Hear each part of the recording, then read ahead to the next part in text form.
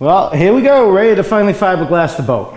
The saturation coat came out great, and if you listen close, you can hear it's got kind of a gritty sound to it. Don't sand it, it's fine. By the time we put this cloth on there, believe me, you'll never know that that's there. What we do have though is a nice even coat, no sags, no runs.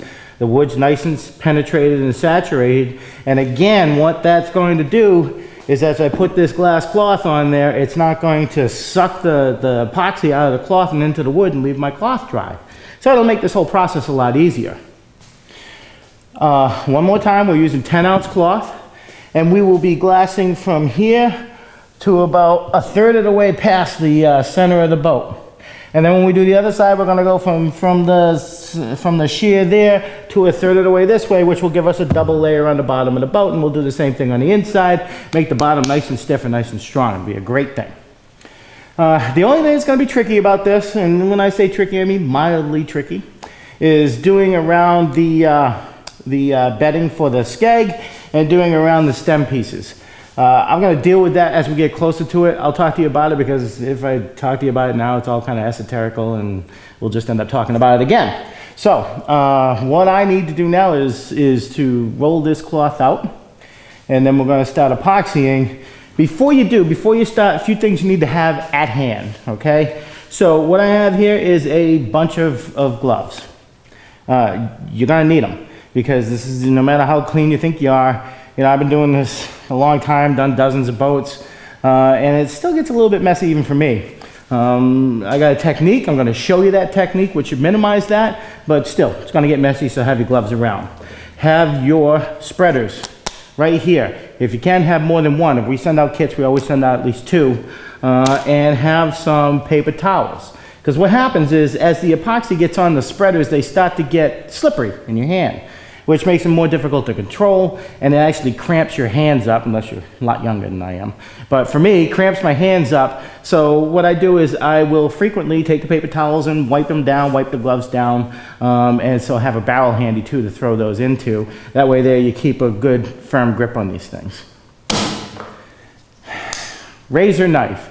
Have a razor knife and razor blades around, and make sure it's new and it's sharp, because what we're going to do to give a nice cut to the cloth here is, as we get to the places where we're going to transverse from one side of the boat to the other, like from when we go over there, we're going to make a nice sweeping cut of the cloth after we get epoxy on it and pull up all the excess, so that when that dries it'll be a nice clean line and it won't be jaggy. In my last DVDs I didn't do that because I was concerned that people at home would have too much difficulty with it. You know, you can argue one way or the other that I should have done it or shouldn't have done it. So I'm going to show you that way today. If not, you're going to use scissors, but again, we'll talk about that more as we get closer to that process. Okay, lastly, I like to have a bottle of water around. This, for me, doing what we're about to do here, will probably be about, I'm going to say about an hour and a half. Okay, so for the average home guy or gal, it's going to be considerably more than that, probably about 2.5 hours. I would recommend, if you can get a set of spare hands, this would be a good part of the process to do that in. The thing is once you start this process, you absolutely cannot stop. You must finish this in one sweep. And the reason for that is, once the epoxy starts to get into the cloth, as long as the viscosity is low and it's flowing, it'll saturate the cloth, it'll even out, and it'll attach to the boat. If you get epoxy on the cloth and you wait 4 or 5 hours to get back to that line where you stopped and continue on, it will already start to set, which means that as you try to squeeze more epoxy in there, it's not going to get through that cloth into the boat because there's a barrier there now. So you gotta commit to this process once you stop. And again, that's one of the reasons why I do it in 2 halves, because you can get cloth that's wide enough to go around the entire boat, but that is a lot of work on a boat this size in particular. So You know, make sure you got about 2.5 hours or so. If you got a spare set of hands, that'd be great. One of the things that would probably be really helpful is if you got a spare set of hands that you can trust with the epoxy to mix it right for you. Because that way there you could just keep going and handing off cups and they can keep coming back with more cups. Most people they're gonna mix, probably, I'm gonna say 6 ounces at a time. You know, you do 4 of the resin, 2 of the hardener, mix it up, pour it on, spread it, and then do that whole process again. Epoxy sitting in the cup will harden much faster than epoxy that's been spread out. So the more you contain epoxy, the more that thermal reaction will kick in. That's actually what they call it, kicking off. The quicker that'll kick off and it'll start to harden. So you only want to work with about 6, 8, 9, 10 ounces at a time at the most, okay? What else can I tell you before we get started here? If it does start to kick off inside that cup, throw it out. Don't even think about it. I mean, don't even give it a second thought. If you feel that cup in it and you say, boy, that feels warm, because the cup will start to feel warm when it starts to kick. Or if you go to pour and it looks like it's a little sluggish coming out of there, stop immediately and throw it out. Because what happens is the viscosity of the formula is changed to the point where it won't penetrate through the cloth. And again, the last thing in the world you want is epoxy that cannot penetrate through that cloth. Because what will end up happening is you're going to have to let everything dry. You're going to have to come back with razor knives, cut out all the bad areas, and then take cloth and re-epoxy and cloth that area and fix all that. So avoid that. You know, this is certainly a doable process. We have thousands of customers. They've all gotten through this, and you will too. Okay, so I'm going to go ahead and spread this cloth out. We're going to put that camera up high for a lot of this so that you can see what's going on. And we're going to start mixing some epoxy and get this fiberglass on this boat, because we're getting closer to getting ready to flip it over, and that's a really exciting time. Last thing, clothes. This shirt, I don't know if you can see it, I've already got epoxy places on it where it's already crispy. I've said it before, I told you I was going to say it again, I'm saying it again now. Cheap, cheap, cheap, get all your crappiest clothes, that's exactly what it is you want to wear. And if you're working in your garage and you value your garage floor at all, or wherever it is you're working, plastic. Go to one of the big box stores, get a roll of it, cost all of about 10 bucks to do quite a bit of plastic. Put it down on the floor. Do not use painter's cloth like canvas or anything like that, because it will penetrate through the canvas and down into your floor, right? So plastic, plastic, plastic, plastic. When epoxy hits plastic, all it does is dry, and you could peel it right off. It will not attach to the plastic at all. Okay, well, let's get going. Let's get this cloth moving. Okay, so I'm just walking from one end to the other, and I'm pulling it taut.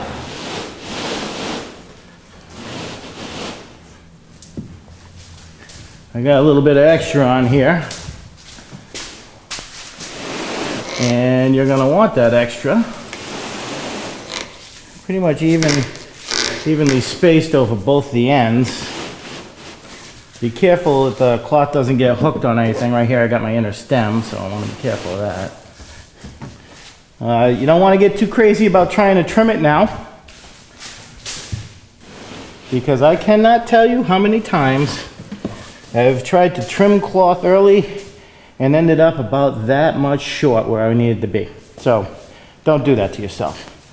What I am going to do is I'll go to the other side now, is pull this, because I got about 10 inches or so here. I want to go in the other direction because there's no sense in having to waste down here.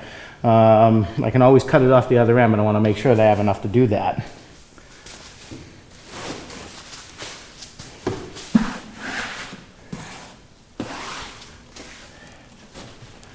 Okay, so kind of the name of the game here is to get it so that it all lies flat and wrinkle free, so that you're not fussing with it a whole lot while you're putting the actual epoxy on. Make sure you got plenty. Down here, I got about 3 inches in the center, and obviously it gets, you know, longer as it goes down at the other end there, because the boat gets smaller and thinner. All right, this all looks pretty good. All right, so what we're ultimately going to end up doing here is trimming up real close to the boat all the way around here.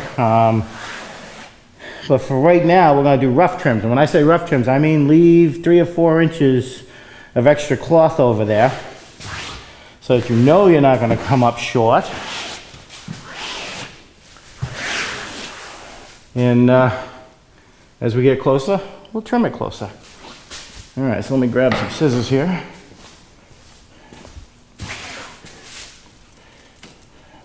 Now the reason I'm taking off a lot of this is because it will sag as I try to do the epoxy work. And what that means is, you know, this cloth is fairly heavy. So it will pull on the opposite side. I don't want that to happen. You know, try to take your cutaways and put those in a nice clean spot somewhere, because you can use those for patchwork a little bit later.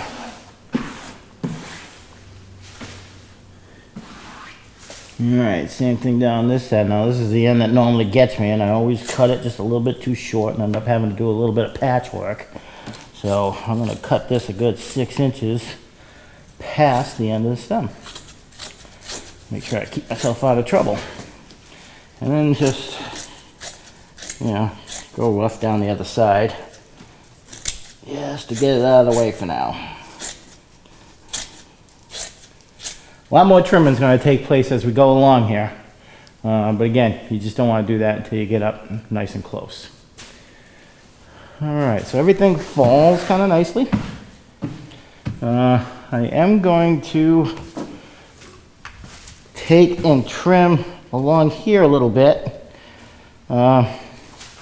because what you don't want to do is get too caught up with the strong back. Guess I should have said don't grab your best shears out of your sewing kit, because there's a good chance that it won't make it past this boat project. So again, go to the big box store, grab yourself a decent pair of scissors for about $8 or so. And when you're done, you'll probably end up throwing them away. All right, there you go. There's a rough cut you can live with. Probably still a little bit long down there, but we'll get that in a little bit. What's going to happen here is we're going to end up cutting right here at the end of this skeg bed. And because we don't want to go over that, right? Because we're going to be bedding our skeg down that. We just want to go up the side and stop right there. But that I'm definitely going to wait on until we get closer. And we're going to do something very similar down there. All right, so it's time for me to start mixing up a little bit of epoxy, and we'll go over some basic techniques. All right, I got a little batch of epoxy mixed up here, so let's go over some basic techniques. It's really a simple thing. Again, the idea here is you are trying to saturate that cloth with epoxy, and at the same time make sure that enough of that goes through so that it's sticking to that boat. Any more thought than that and you're overthinking it.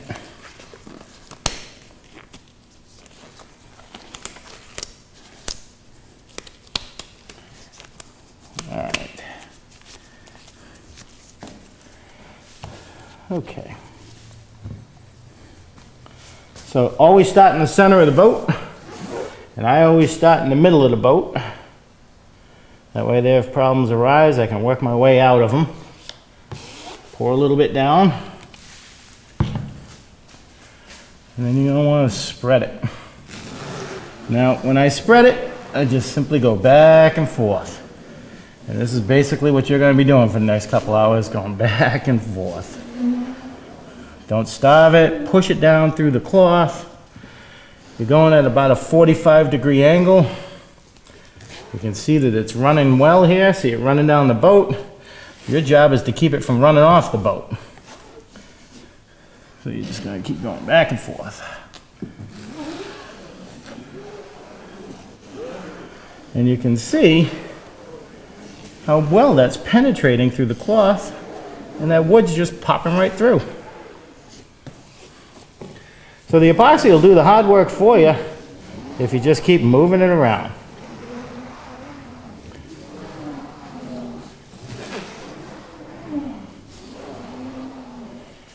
Now, when you're done, what you're going to be looking for is, you definitely don't want big, high, glossy, globby spots.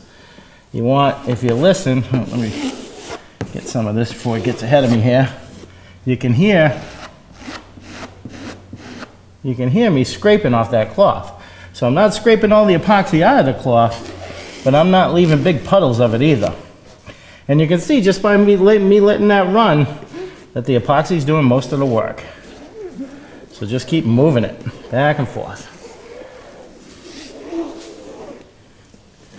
Don't grip the spreader too tight, or else your hands will start to get cramped.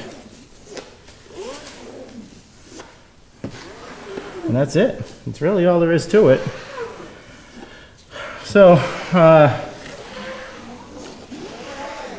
when you're doing this, now you gotta, if you're alone, you gotta make a decision, okay, am I moving forward towards the front of the boat or the back of the boat? Well, it doesn't matter which direction you go in. You just gotta remember what I told you about. Don't let any one piece dry or start to set before you continue on.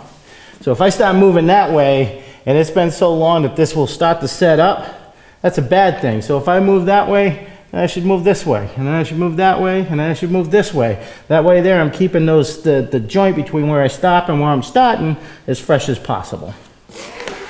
Okay, so the place where people get a little bit messy is as you start to go down the boat here. And again, all I'm doing is I'm kind of pushing the wave here. All right, so as you get closer and closer, you're going to turn this around and start pulling it down a little bit. All right, so let me put a little bit more up there.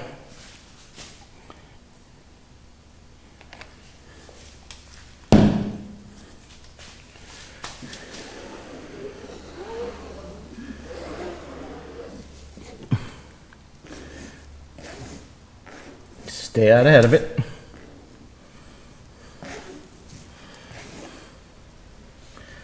And make sure that you're constantly pushing the glass down and away from the center so that you don't end up with wrinkles that you can't get out because there's no place to push them to.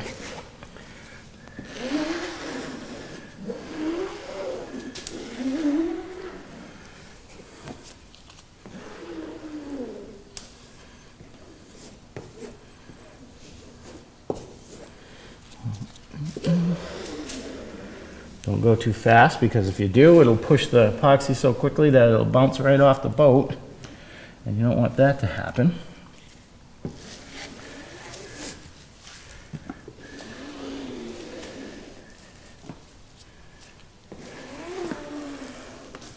Again, just simple back and forth, back and forth.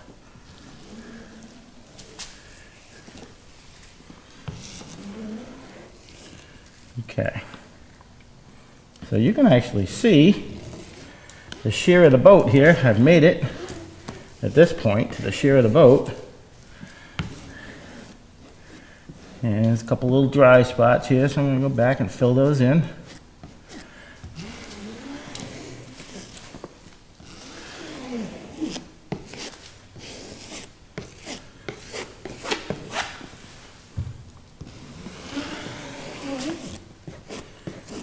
And there you go. All right, so I've just gone from the middle of the boat down in this direction, and I made it all the way to the shear without making any big messes or globs or mistakes. So that's it. That's the basic technique. I am going to continue moving forward and backwards here, and probably no reason for me to yak about it for the next hour and a half. So why don't you just watch, and as I get to the stems and the skeg pieces, I'll stop and we'll talk about how we're going to deal with those.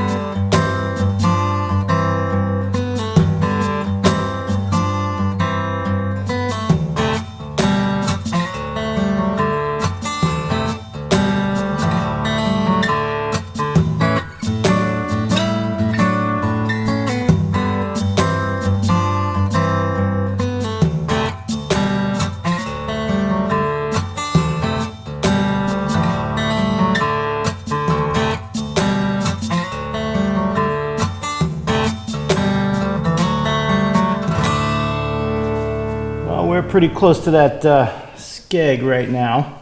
And you can see that I'm not going to be able to lay it down against the wood because it's flopping over the other side, which is keeping it up. So I got enough resin on this, and I'm pretty confident I'm not going to cut short. So what I'm going to do now is cut right up the middle of that skeg,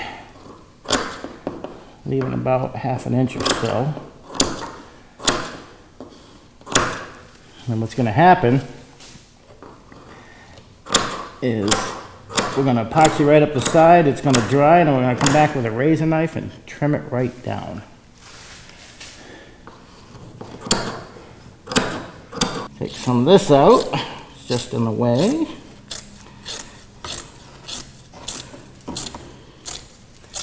There we go.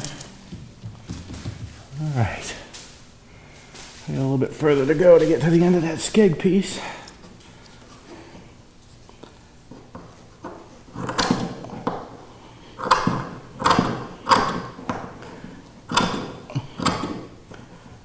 Right there. Okay, so it's hard to see, but this is where the skeg piece starts right there. We're going to lap right over so that we have a nice tight joint there, but not so far over that we can't get our next piece bedded right on top of that. And then I'm just going to cut a little bit of this selvage away so that it's out of my way. Trying to make it a nice clean cut, because we're going to use every cut we can here. All right, so now that'll flop right over. And I'm gonna have to start making a decision here as to how far down I want this cloth to come. And basically I'm gonna want it to come down like this, so that it's definitely, right at about the water line here. So I'll epoxy that, and I'll come back with a razor or the scissors, and I'll cut that, and then we'll do the stem. But now we're good to go to finish up here. Okay, so we're working almost vertically here, so it's going to want to run fast, so you're just going to have to keep pushing it back up there. And right here where the two connect, if you have to, just use your finger in your glove and push that in. You want to make real good contact between that skeg bed and the boat, because that's the first connection where they're going to really build a bond together. We're going to do a lot more to make that really strong, but you always want to build on a good foundation. All right, so you go right out to the end here on that sweeping curve.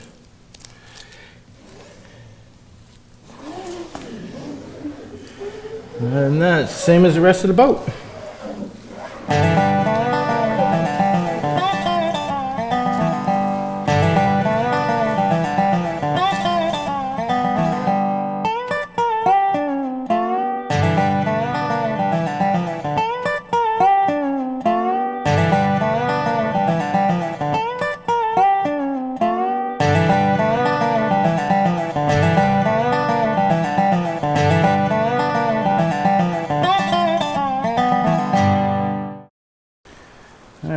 At the stem now, and again this gets a little bit trickier because you're pretty much vertical at this point, and I've found the easiest way to do it is to just keep pulling it up and letting it run down, because it gets more and more difficult to stay ahead of it as it's running. Now what I have done, and I'll show you on the other side here in a second, is I did the same thing trimming this cloth the way we did the back. I came up about an inch and a half past this, cut it all the way up till I got to the end of the stem, folded that over and give it a little snip right there so that it's not going to stand in the way of me glassing right up the side of these this outer stem piece here. And it'll give us a good place to start our when we do our keel and go into our stem, it'll be nice and strong. So for right now, the name of the game here is just to pull some epoxy right onto the stem of the boat. And this is just a matter of patience, nothing special to it. It's just patience. Again, same thing here with the finger. Get some epoxy, push it up in there, run your finger along it, and that'll give you your best joint in there, providing that you sanded that all off well to begin with. You can see that we're making really nice contact between the boat and that stem. What that does is it basically makes this joint, this fiberglass joint between your stem and your boat, gives you a little bit of strength there. And with this stuff, I've found it's not about making a lot of strength with one thing. It's about doing a lot of little things that add up to make a lot of strength. All right, so I'm just going to keep doing this here and get this stem piece done. Then I'll bring you around to the back of the boat and we'll finish that up. About an hour and 10 minutes into this thing right now. And I am about, if you include epoxy and hardener, about 50 ounces in.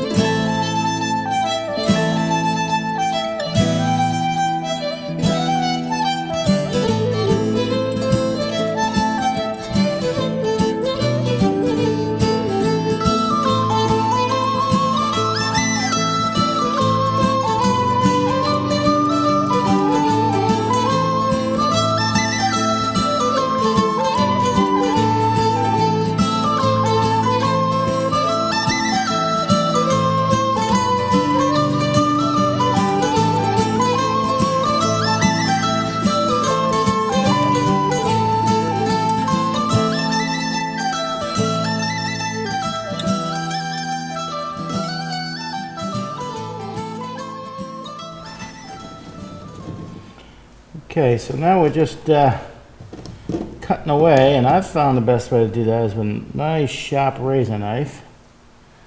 You can see that I can cut right away. Now, be careful that you don't dig down into the boat here. That's not the goal. The goal is simply to cut away that cloth. And if you got a sharp blade, be a fairly easy thing to do.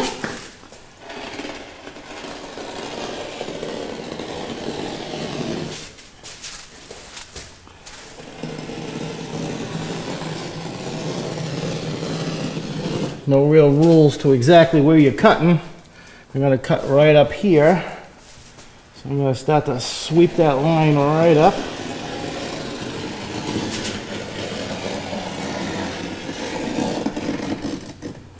To there. Now hopefully that's pretty much going to pull away from one end to the other.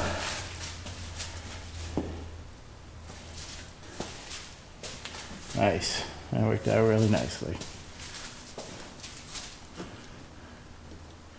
Oh, when you know it, one little strand there on the end. Gotcha.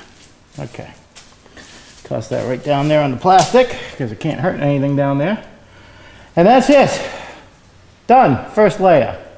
So all I'm going to do now is, first off, all this place where we just pulled off the cloth, you're going to want to go back and spread that in. And make sure you push down the edge of your cloth. Because we're going to be coming back and doing the other side here soon. And remember, no sanding. If you got a nice clean cut there, you shouldn't have to. Worst case scenario is you take 120 grit and you just break the edge just a little bit before you put the next layer on. You want to go back now before you put everything away and check the joints area. And that's where we meet the stem piece here and we meet the skeg piece down there. You want to check those and make sure that they're laying nice and flat and that they're not starved for epoxy. And then you just don't want to fuss with it too much. So you can see the little bubbles there from where we pulled up the glass cloth, and I'm gonna take care of those right now. Okay, so now it's just a matter of spending the next 10-15 minutes or so, you know, picking up these little hairy edges here that stuck around, cleaning up the area, and making sure that all these places down here where there isn't fiberglass doesn't get messed up because we're about to go in the other direction. So I'm not gonna bother showing you this side to that side because it's exactly what we just did. All right, so spend a little time. Don't be in a rush to get out of the shop. And make sure you got a nice, neat job. Came out nice. For those of you who are gonna be doing your bright work, you gotta be thinking, wow, that's gonna look good. All right.